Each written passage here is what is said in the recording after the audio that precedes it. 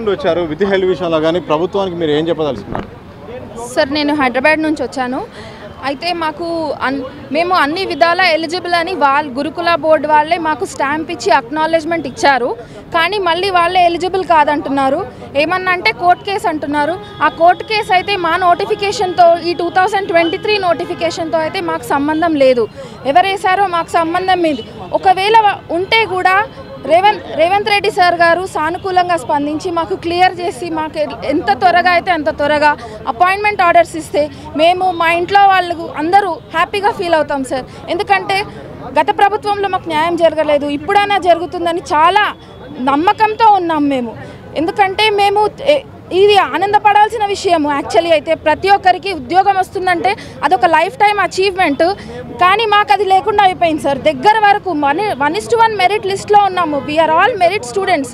కానీ మాకు ఏంటి సార్, జాబ్స్ వచ్చాయి కానీ మేము అపాయింట్మెంట్ ఆర్డర్స్ తీసుకోలేకపోతున్నాం. ఇంతకన్నా దురదృష్టకరమైన విషయం ఇంకొకటి ఉండదని అనుకుంటున్నాను సార్. ఎలాగైనా మాకు ఇది చాలా మా విన్నపం సార్. దయచేసి సీఎం గారి దృష్టికి ఇది తీసుకెళ్తారని మీడియా వాళ్ళని కూడా రిక్వెస్ట్ చేసుకుంటూ దయచేసి మా అపాయింట్మెంట్స్ మాకు ఇప్పియండి సార్. మా ఫ్యామిలీస్కి భరోసా ఇవ్వండి. ఎందుకంటే మీ ద్వారానే ఇది జరుగుతుందని మాకు ఖచ్చితమైన నమ్మకం సార్. ప్లీజ్ సార్, రిక్వెస్ట్ ఇది.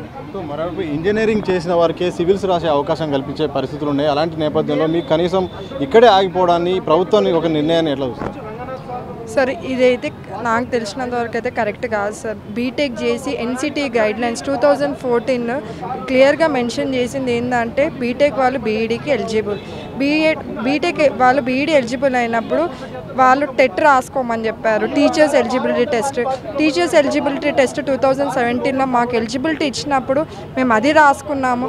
తీరాక లాస్ట్ ఇయర్ 2023లో గురుకుల నోటిఫికేషన్ వచ్చింది.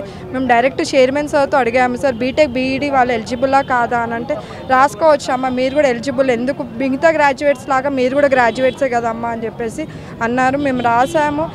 మా రిజల్ట్ మేము మెరిట్లోనే వచ్చాము. లాస్ట్ 1:1 వరకు వచ్చాక ఇప్పుడు మమ్మల్ని విత్ హెల్డ్ అని చెప్పి పక్కన పెట్టడం అది కరెక్ట్ కాదనిపిస్తుంది సార్. ఏదన్నా చూసి సీఎం సార్ ఇది నోటీస్ తీసుకెళ్ళి ఎంత త్వరగా అయితే అంత త్వరగా మాకు అపాయింట్మెంట్ ఆర్డర్స్ ఎలాగైతే వేరే వాళ్ళకి ఇచ్చారో మాకు కూడా సేమ్ అలాగే ఇవ్వాలని నేను కోరుకుంటున్నాను సార్. వాళ్ళు కూడా ఇదే మాట అంటున్నారు, ఏదున్నా మాకు ఆ విషయం తెలియదు, చెప్తాము కానీ ఎన్ని రోజులు అని చెప్తారు సార్. మేము ఎన్ని రోజులని వెయిట్ చేయాలి? ఆల్మోస్ట్ మేము రిజల్ట్ వచ్చి 1 వీక్ అయింది, స్టిల్ మేము వెయిటింగ్. కాకపోతే ఆ కోర్టు కేసు అని అసలు మాకు సంబంధం లేని దాంట్లో దూర్చి మాకు ఇప్పుడు మాకు అపాయింట్మెంట్ ఆర్డర్స్ చేతిలో ఉండాలి కానీ కోర్టు ఇది అది అని చెప్పేసి మమ్మల్ని తిప్పాలంటే ఎన్ని రోజులని తిరుగుతాం సార్. మేము కూడా మా ఫ్యామిలీస్ ఉన్నాయి, అన్నీ వదిలేసుకొని మేము విన్నానని మాకు సపోర్ట్ అని వాళ్ళు ఇస్తారు సార్.